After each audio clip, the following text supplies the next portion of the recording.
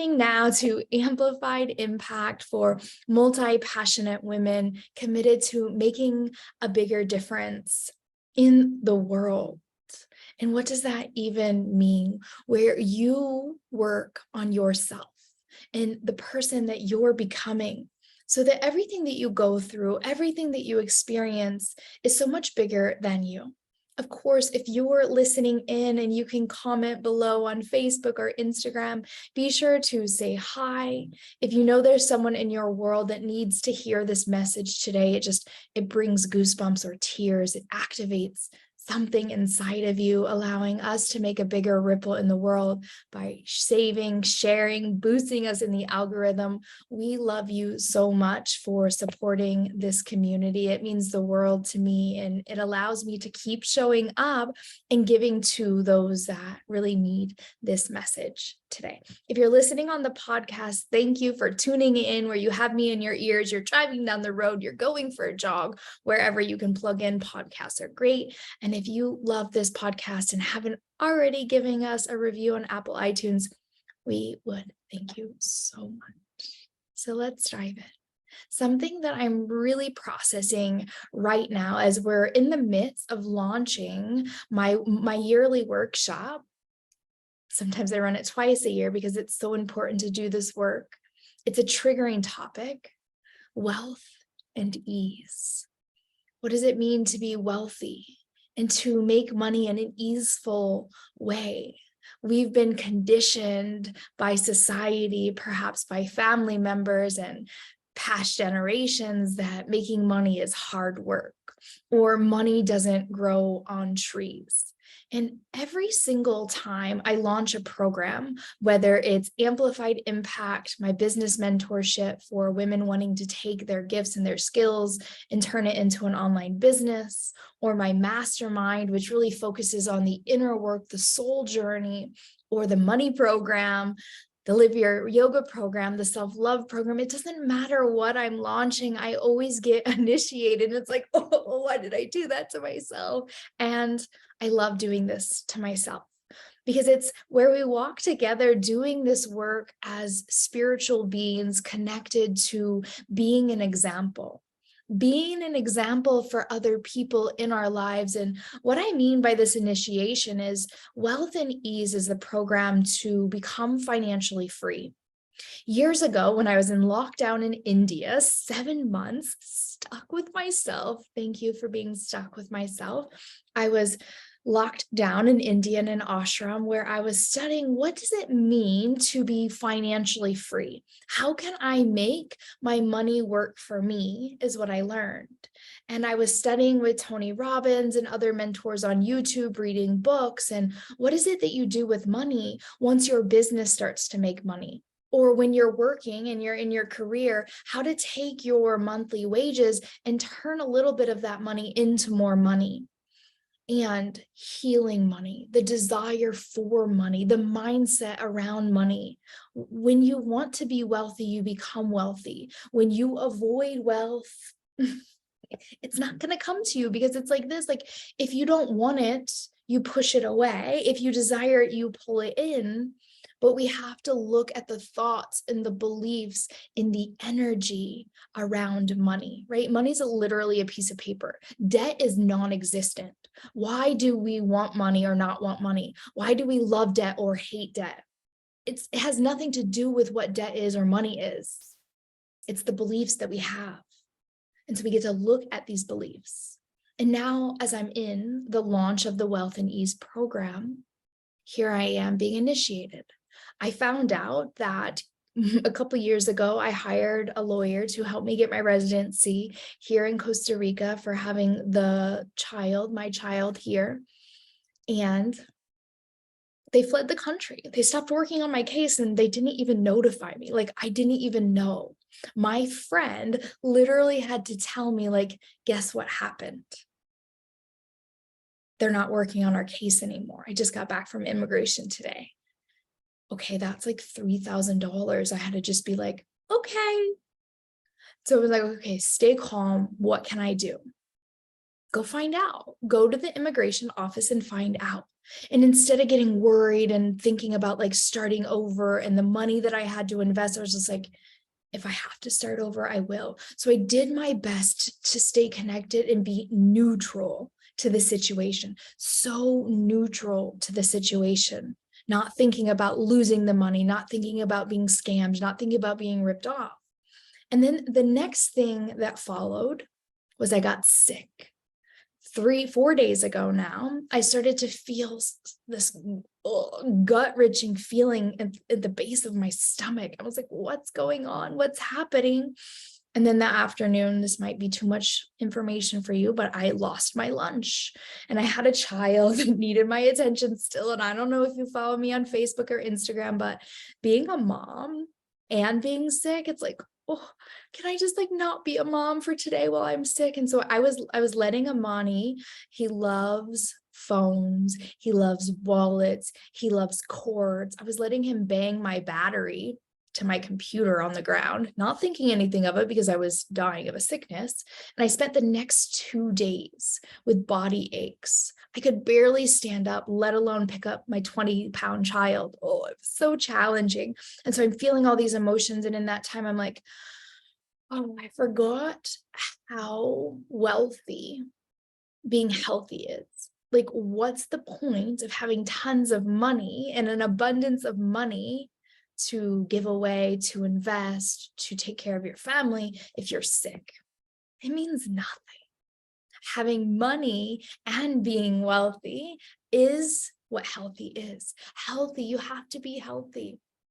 You have to be healthy to be wealthy. And so in this transition, here I am like, okay, number one takeaway, like wealth is health. And then just before I go to teach my program, the night before, I'm finally feeling better, 3 days of near death. My computer stops working. I'm like, oh, okay, cool. So now I don't have a computer to teach my program. It won't turn on. I'm getting ready to go out of the country with no computer. Do I buy a new one? If I buy a new one in Costa Rica, it's only about $500-$600 more. Right? Like neutral to more money, neutral to more money, neutral. Here I am being initiated again to neutralize the feeling around money. And yet I'm a human, right? Like, okay, there I am. This is why we do this work. And yesterday, oh my goodness. So yesterday I went to the Apple store and it wasn't my computer. It was my battery charger because I let my baby beat it against the ground while I was sick. So yes, it was a big investment to buy a new battery charger, but at least it was just the charger, not the computer. I woke up this morning, I went to immigration and I found out that my case is still savable. They are waiting to give me a decision. So the neutrality of not getting caught up in the drama online, not getting caught up in the feeling and the emotions about being abandoned by my attorney that I hired, I got to take it into my own hands. I practiced my breathing. I practiced my breath. And in that, I was like, oh, this is the journey of being a coach, a teacher, a mentor, and allowing your life lessons to help other people. And so along your journey, what is it that you're doing? What is it that you're growing through? What is it that you're experiencing that allows you to rise because of what you're teaching, because of what you're doing, because of what you're giving, that allows you to keep growing even more so that you have more lessons and gifts to give back to your community? It's not fun to find out you got scammed. It's not fun to get sick. It's not fun to buy a new charger for the second time.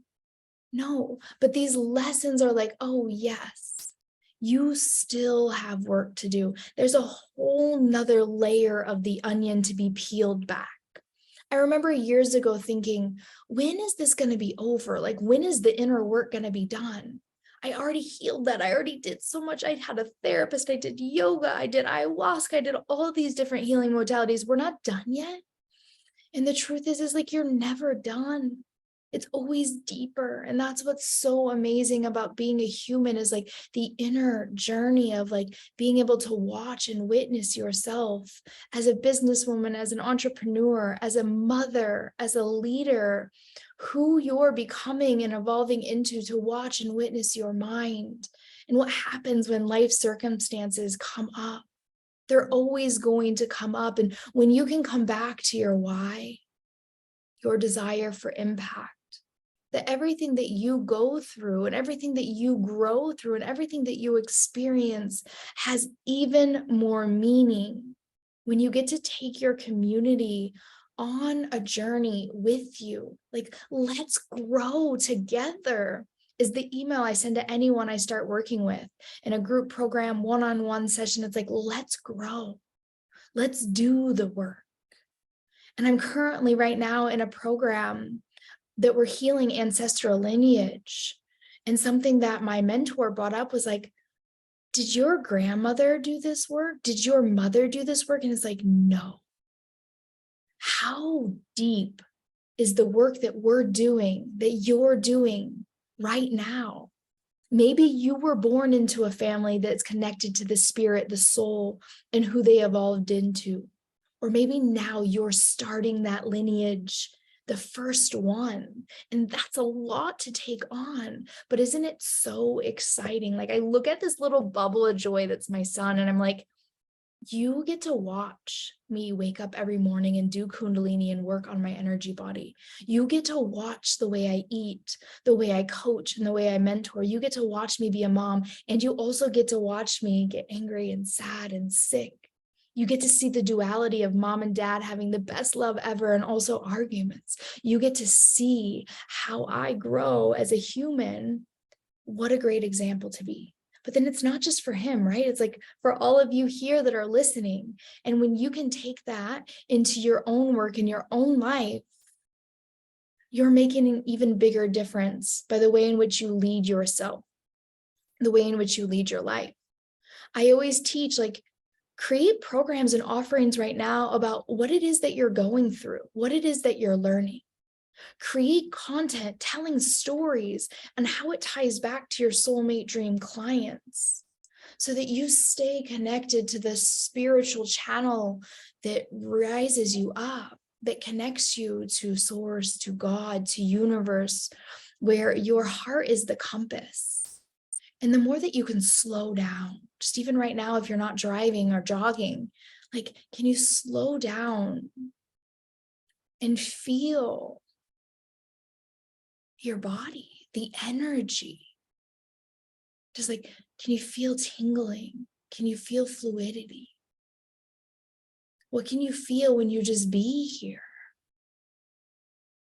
There's so much power in being, but do we ever take the time to just pause and listen to the heart? What is it that I want to do? Not what you should do, not what you think you have to do, not what someone told you to do, not what everyone else is doing. It's how can I stay connected to my channel, to my direction, to my voice? It's a lifelong journey of coming back to the stillness. I remember a time I did a 10-day silent meditation retreat in India. And on the 9th day, I literally felt the nadis. If you're not familiar with nadis in the yoga tradition, this is the energy channels in my body. And they were moving so quickly and so fastly. And it's like, I've never felt this before, but I never sat for 10 days before, focusing on the breath and the energy body. Don't you think it's good to let things integrate before you start teaching them, though? I love this question so much, Britt, because this is a controversial question, and I love controversial questions because that's how you stand out as a teacher, a mentor, a coach, a human being. There is no right answer to this question. I'll start by prefacing that. Some people will tell you, wait until you've gone through the experience to teach from it, because then you've taken it all away. And other people will tell you how powerful and potent it would be for you to come out and share, like, I'm going through a lot of money trauma right now. I'm going through a huge breakup right now. I'm going through a divorce right now. I'm going through a midlife. I'm going through something right now, and I'm going to take you on the journey of everything I learned from now until later. I've done it both ways. I've waited until I've completely gone through it to teach and talk about it. And other times I came and I've led myself through it in the public eye while I'm still processing. What I would tell you is, if you decide to walk your community through what it is you're processing in the moment, you're not using this as a portal to dump your energy and to get anything. You're not using them as validation or direction or advice. You're simply expressing what it is you're growing through, your beliefs, your values, your experience of it, without trying to get something from it. You're not using your community, your wife, your husband, your person, your clients as someone to hold space for you. You're not using it to get something. You're doing it like, I'm going to say, like, this is why I say it's so powerful to come through and teach now. If you're going through a divorce, if you're going through a crisis and you don't feel inspired, you don't want to give to your community like what you normally would when you're feeling happy, go lucky, connected to all the groovy passion that you have. So you want to just disconnect completely. Then people think that you're perfect. They think like you have it all together, that you never go through anything. Whereas if you show them both sides as you're navigating it all, they get to watch you grow through it, which I think there's something powerful in that. And like I said, when I started like answering this conversation, there's no right way. Your heart is the guide. Do I talk about this right now, or does it feel too uncomfortable? If I'm talking about this right now and people give me their opinion or they comment and they share, are they going to trigger something in me even deeper? Or can I do this? Can I come through and say, hey, I'm going to lead this program right now, and I'm actually going through it with you? It's up to you. Your heart gets to decide. And each situation is going to be different. What you choose to bring up is going to happen later. I also worry that I won't grow through it fast enough. And this is a really big lesson that I had. So when I was going through my miscarriage and going through my breakup, I did bring it up, but just a little bit. I didn't share so much about it. And I was like, I just want to speed this up. I was already connected to my spirit. I was already connected to spirituality. I had already done 10 years of yoga and therapy, all of the things. And I knew in my heart, without a doubt, I was going to get to the other side. I knew it. It was just like, okay, eventually I'm going to be there. I want to get there now. I don't want to go through the pain. I don't want to hold all this right now. And I had the thought, if you were falling in love right now, would you want to speed it up? So why are you trying to speed up the heartbreak? What is there to learn in being in this? What would I miss if I tried to hurry up the healing phase? And it allowed me to pump the brakes. When we try to avoid pain, sadness, grief, loss, but we want and desire joy, bliss, all we're doing is creating reflection.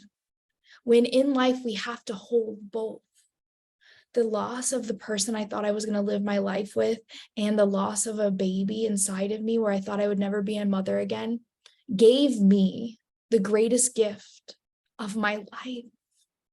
I went through the hardest time. Like, people would see me driving down the road, bawling my eyes out, messaging me, Amber, are you okay? Like, yeah, I'm fine. They're like, no, I just seen you. Are you really okay? But I chose myself in a time where I was like, what if it never gets better? What if I can't? What if?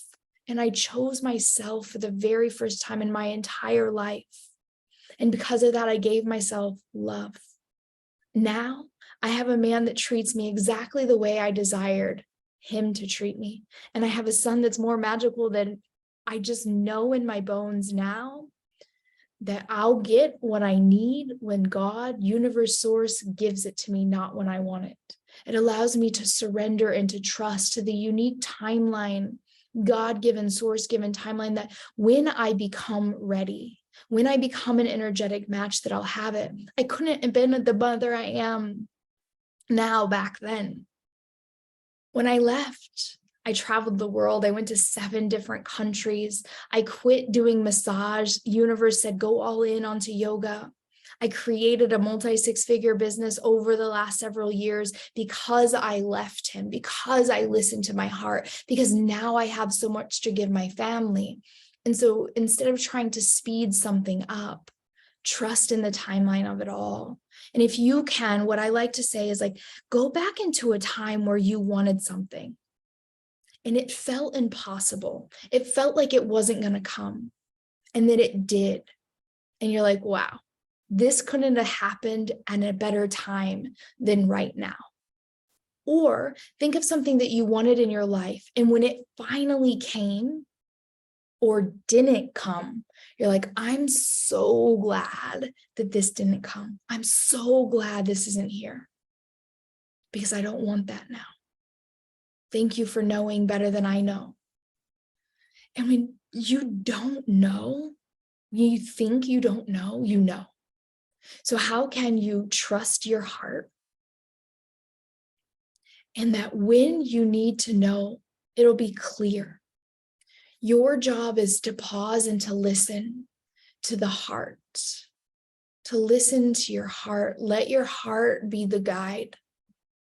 When you're en route to where you're going, stay connected to your why you started. Stay connected to where it is you desire to grow. And remember to always come back to what it is that you value. Amongst all things in your life, what do you value? Come back to that. And then the last thing I'll leave you with is no shoulds, no have-tos. Let this voyage of being human, committed to impact and growth, be your own. There's no right way. There's no perfect answer. Make it your own. I hope this was helpful, and I will definitely chat with you more online or onto next week's podcast. Just feeling so much for this one, feeling so grateful for you all, this community, and we'll talk to you next week.